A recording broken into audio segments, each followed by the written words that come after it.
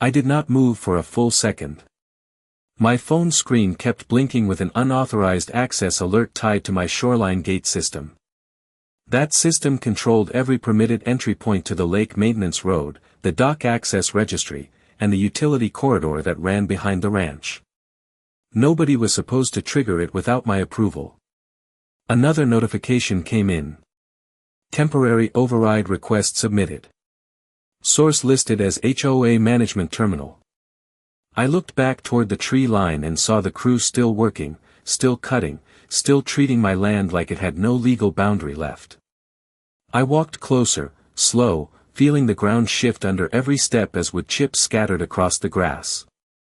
One of the workers finally noticed me and hesitated for half a second, but the machine kept running. The HOA supervisor stood near the trucks, arms folded, watching like this was scheduled maintenance.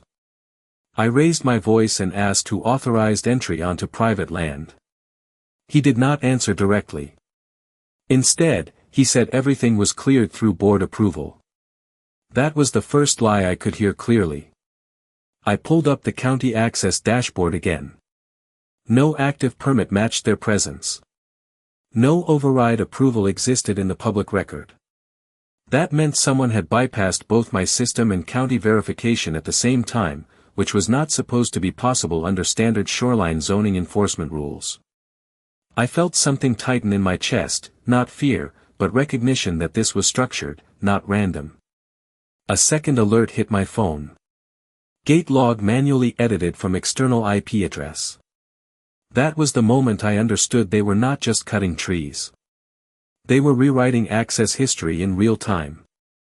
I turned my head slightly and saw the shoreline access gate in the distance, still physically locked, still intact, but now digitally marked as temporarily surrendered in the system. That contradiction did not make sense unless someone inside the HOA had administrative-level credentials they should not have had. The supervisor finally walked a few steps toward me and said the vegetation violated community visibility standards. His tone was calm, rehearsed, like he had repeated it before. I asked him again for the legal document that allowed physical entry. He did not produce anything. Instead, he pointed toward the lake and said the board prioritized shared scenic rights. That was when I realized they were trying to convert visual preference into physical authority. Behind him, another tree fell, slower this time, branches scraping the ground as if the land itself was resisting the removal. I checked my access logs again. Now the dock control system showed a pending coordination request tied to the same HOA terminal. That system was connected to the only boat launch and service access on this side of the lake, the one every contractor used under my permit authority. If they could touch that, they were not just interfering with landscaping. They were stepping into infrastructure control. I looked back at the supervisor and asked one final question about who signed the override. He did not answer right away. He just stared at my phone screen like he already knew what I was seeing. And then, without warning, the system updated again, and this time it was not a request anymore, it was a confirmation waiting for my response, and I had not sent anything. I stared at the screen as the system refreshed again, and this time the dock control panel did not ask for approval, it simply displayed a live coordination handshake request already in progress. My access logs were being touched in real time from outside my network, and every entry point tied to the shoreline system was lighting up one after another like someone was walking through a map I built myself. I stepped back toward the ranch house, phone still in my hand, watching the authorization trail rewrite itself frame by frame. The lake was quiet, but my system was not. Another alert came in showing that the shoreline gate registry had been duplicated into a secondary administrative profile that I had never created or authorized. That should not exist under any county-compliant infrastructure protocol, which meant someone had elevated their permissions far beyond HOA standard access. I opened the county zoning portal directly, bypassing my own dashboard, and pulled the official property overlay. The survey lines flickered for a second before stabilizing, and when they did, I saw it. The official map had been recently modified, not in my records, but in the county archives sync layer. My shoreline boundary had been subtly shifted by a fraction of a degree, enough to justify external interpretation of shared access. That detail was small, but it changed jurisdictional language entirely. I felt my jaw tighten as I traced the revision timestamp. It had been uploaded through an HOA-linked municipal integration channel that was only supposed to be used for maintenance coordination, not legal boundary adjustments. That meant someone inside their board had access to administrative zoning tools they should not have had. I looked up toward the trucks again. The cutting had slowed, not because they were done, but because they were waiting. Waiting for confirmation that my system was fully overridden. My phone vibrated again. This time it was not an alert, but a direct synchronization request between my dock control system and their HOA terminal. The request was active, not pending, and it carried a signature tag tied to a board-level authorization token. I froze for a second because that signature did not belong to any system I recognized, not even from previous maintenance audits. I called David Mitchell without taking my eyes off the screen. He answered after one ring, and I could hear papers moving on his side before I even spoke. I told him someone was inside my shoreline control infrastructure, and there was a pause long enough to feel heavy. He asked me to confirm whether any official amendment filings had been made in the last 30 days. I already knew the answer before I checked. There were none. But the system still showed active override permissions. That contradiction was not accidental. It was structured. I walked toward the gate control post at the edge of the property, watching the physical lock still holding firm while the digital interface showed it as partially accessible. That mismatch between physical reality and administrative status meant the system was being staged for legal appearance, not actual enforcement. Another update flashed across the screen. Dock access synchronization was now queued for final approval from my account, even though I had not initiated anything. And in that moment I realized the system was not just being overridden, it was being prepared to make me appear as the source of the approval itself, and the next notification that appeared showed a confirmation timer already counting down toward an action I never authorized. I stood at the gate control post with my phone still vibrating, watching the system countdown continue as if it had already decided something on my behalf. The dock synchronization request was still active, and every second felt like my own infrastructure was being slowly rewritten without permission. I stepped inside the ranch office and shut the door behind me, trying to isolate the network from the physical chaos outside, but the alerts followed me in like they were embedded in the system itself. On the screen, the Shoreline Access Registry showed a new layer of documentation I had never seen before, labeled as Interim Zoning Clarification. That phrase did not exist in any official county framework I had ever worked with. I pulled the original property deed from my locked cabinet and placed it next to the digital overlay. The physical document was unchanged, but the system version had been altered just enough to create ambiguity around the waterline boundary. That ambiguity was the key. It did not remove ownership, but it blurred enforcement authority in a way that could be exploited by administrative channels. I called David Mitchell again, and this time I did not wait for explanation. I read him the updated classification line directly from the system. He went quiet for several seconds before telling me to stop interacting with the live dashboard entirely. He said someone was actively feeding contradictory data into both county and HOA synchronized layers, which meant the system was not just being accessed, it was being contested in real time from both ends. I leaned back in my chair and watched another file appear, this one referencing a historical easement agreement that predated my ownership by more than a decade. The document was real, but the attached annotations were new. Someone had inserted interpretive language suggesting shared visual access rights across private shoreline parcels. That was not a legal amendment. It was a reframing attempt. David told me to check the metadata origin of the upload. I did, and the source traced back to a municipal integration node tied to HOA administrative credentials. That meant the HOA had not only accessed zoning tools, but had injected interpretive modifications into archival records that the county system was now partially accepting as valid references. I stood up and looked out through the office window toward the shoreline.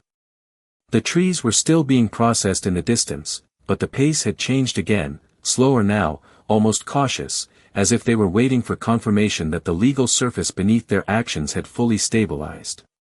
My phone lit up again with a system message confirming partial synchronization success between my dock control system and external administrative input. But the confirmation did not originate from me. It originated from a mirrored authorization layer that was now linked to my identity profile without my consent. That was the moment I understood the real objective was not just land access or tree removal, but identity replication within the control system itself. David's voice came back through the call, sharper now, telling me that if my credentials were being mirrored, then any action taken next could be legally attributed to me unless I established a counter-verification log immediately. I opened the manual override interface and began isolating the shoreline systems one by one, watching each connection flicker as I severed automated trust pathways that had been quietly added through the modified zoning layer. And as the final connection began to separate, a new entry appeared at the top of the system log showing a pending approval request already marked as high priority, and this time it referenced not the land, but the full administrative authority over the entire lake corridor infrastructure. I did not trust the silence after I severed the last automated connection. The system dashboard in front of me stayed frozen for almost 3 seconds, then refreshed as if nothing had happened, but I could feel the structure underneath it had already changed. The pending approval request was still there, now expanded into a higher clearance protocol labeled Lake Corridor Authority Transfer. I stared at it, feeling the weight of what that actually meant. That was not about trees anymore. That was about control of every access system tied to the entire shoreline infrastructure. My phone buzzed again, and this time David Mitchell did not wait for me to speak. He told me that someone inside the county integration node was actively pushing jurisdictional escalation requests using mirrored credentials tied to my profile. I looked back at the screen and saw my own name listed as the initiating party on a document I had never touched. The system was not just being manipulated. It was simulating my authority as if I had already agreed. I walked out of the office and toward the shoreline again, boots hitting the gravel faster now, not because I wanted to see the trees, but because I needed to understand how far the falsification had already spread. The cutting had slowed completely. The crews were no longer working, just standing near their equipment, looking at their phones the same way I had been looking at mine. Something had shifted across all systems at once. I could feel it in the air like pressure before a storm. One of the workers stepped away from the group and told the supervisor that the county portal had flagged the entire shoreline zone as temporarily under administrative review. That meant no active enforcement could continue until resolution was confirmed. But the problem was, I had never filed any review. I checked my device again. The Lake Corridor Authority transfer request had moved from pending to review stage, and now it was linked to both HOA administrative credentials and my mirrored identity profile simultaneously. That overlap should not exist under any legal framework. I called David again, and this time I could hear urgency in his breathing before he even spoke. He told me that if both identities were now active in the same authorization chain, then any physical or digital action taken on the shoreline could be interpreted as jointly initiated. I stopped walking. The lake in front of me looked completely normal, but everything underneath it was no longer stable. The HOA supervisor was watching me now, no longer confident, his posture changed as if he had just been informed of something he did not fully understand either. My access gate system pinged again, and a new prompt appeared asking for final confirmation on a transfer protocol that would temporarily assign operational control of all shoreline entry points to a unified administrative authority until further notice. I did not touch it. I did not respond. But the timer started anyway. And in that moment I realized the system was no longer asking for permission, it was preparing to decide without me, while still using my identity as the source of authority, and the lake corridor status indicator shifted one more time into an active enforcement lock I had never authorized. I stood still as the shoreline enforcement lock indicator stayed active on my screen, pulsing like it had taken ownership of the system rather than the other way around. The Lake Corridor Authority transfer request was no longer just a prompt, it had become a standing operational state across multiple connected systems. That meant every entry point, every dock authorization, every shoreline gate log was now being evaluated under a unified administrative layer I did not initiate. I turned back toward the ranch office, moving faster now, boots hitting gravel with a sharper rhythm because the situation had shifted from unauthorized access to full systemic control conflict.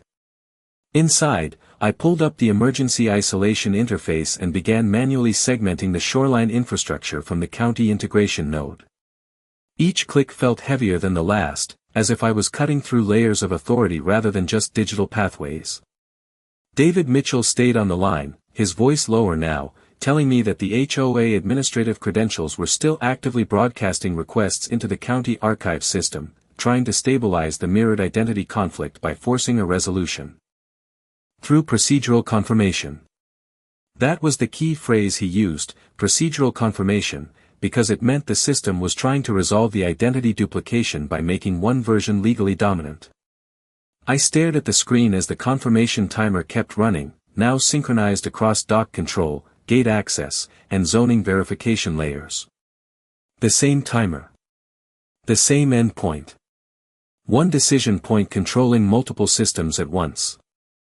I initiated a hard separation sequence, isolating the shoreline gate registry first, but the system responded immediately by flagging the action as a potential unauthorized disruption of active administrative review. That label was new. It was not part of any standard county protocol I had ever seen. I stepped back from the desk for a moment, feeling the structure of the system resisting each attempt I made to separate it. Outside, I could see movement near the tree line again. The crews were no longer cutting, but they were not leaving either. They were waiting, looking at their devices, as if their instructions had shifted but not fully cleared. One of them pointed toward the access road, and I saw a county vehicle approaching slowly, not with urgency, but with procedural certainty. David told me that if county enforcement had been triggered through the compromised integration layer, then my manual overrides could now be interpreted as interference with active jurisdictional control. I understood what he meant. The system was no longer just being manipulated. It was creating a legal narrative around the manipulation itself.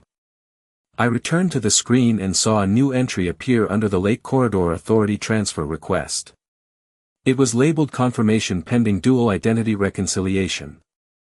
That phrase made my stomach tighten because it meant the system was now actively trying to merge my verified credentials with the mirrored version being used by the HOA integration node. If that completed, every action taken in the last hour could be reassigned retroactively.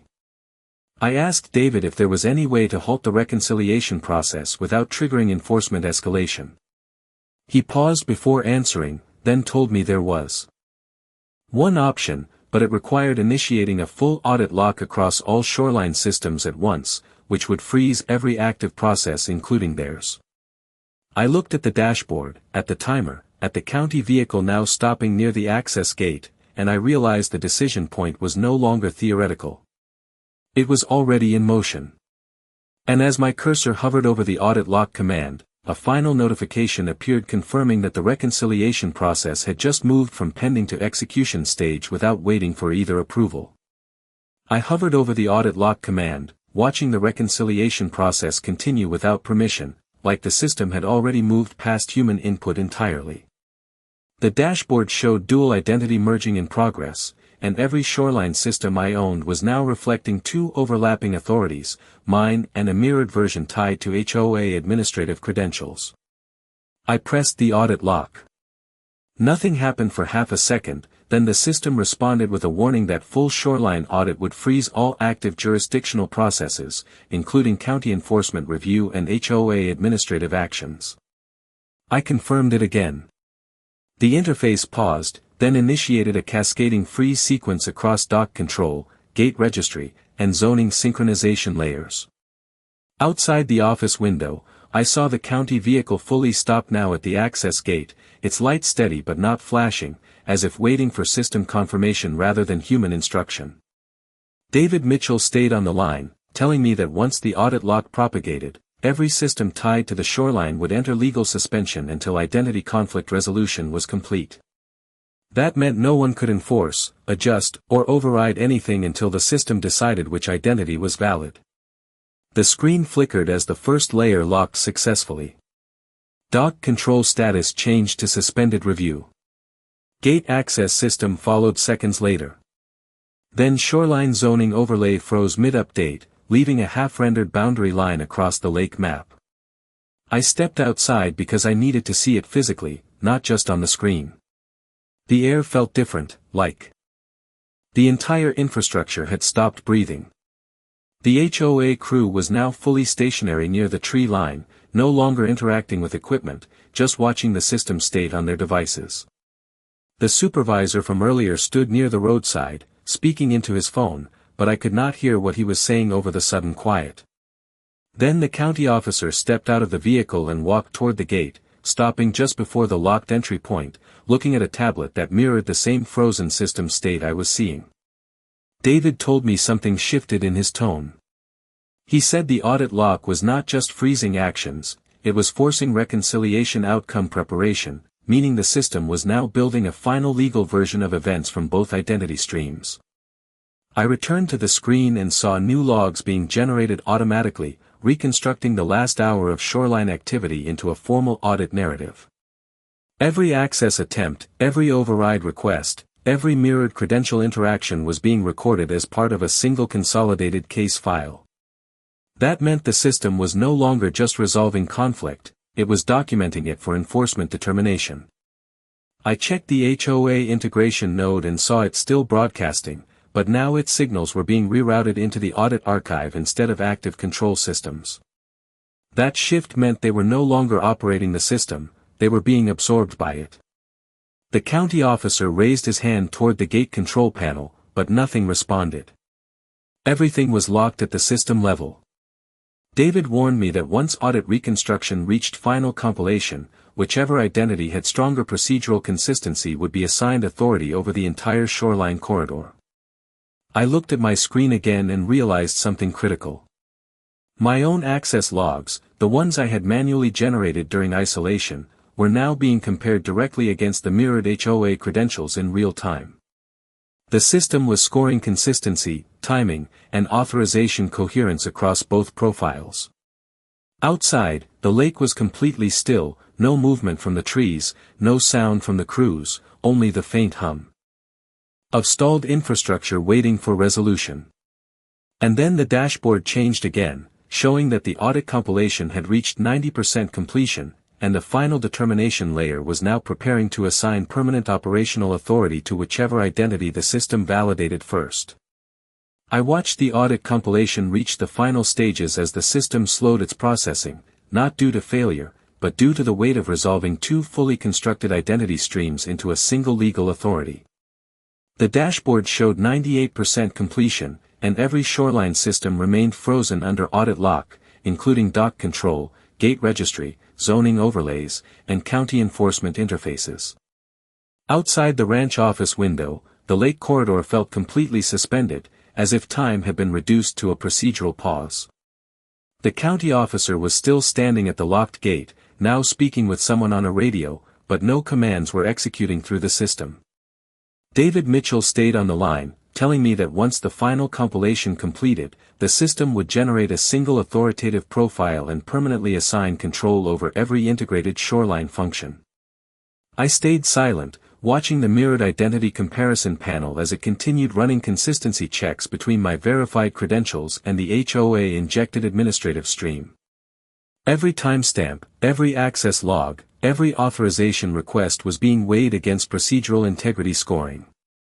Then, without warning, a new layer appeared on the screen labeled Conflict Resolution Arbitration Protocol.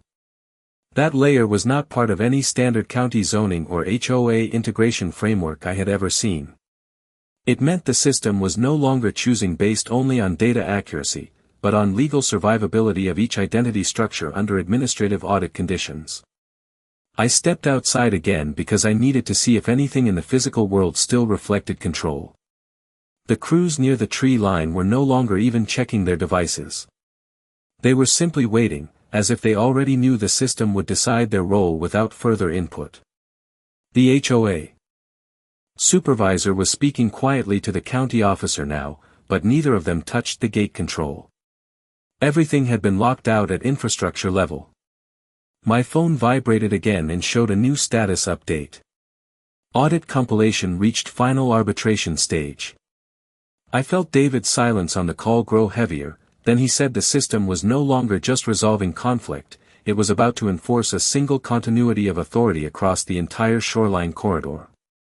I looked back at the dashboard and saw the mirrored identity stream from the HOA node suddenly spike in activity, not because someone was actively controlling it, but because it was being automatically validated through external procedural history feeds. That meant the system was pulling in every available record from county archives, municipal integration logs, and HOA administrative filings to build the final authority profile.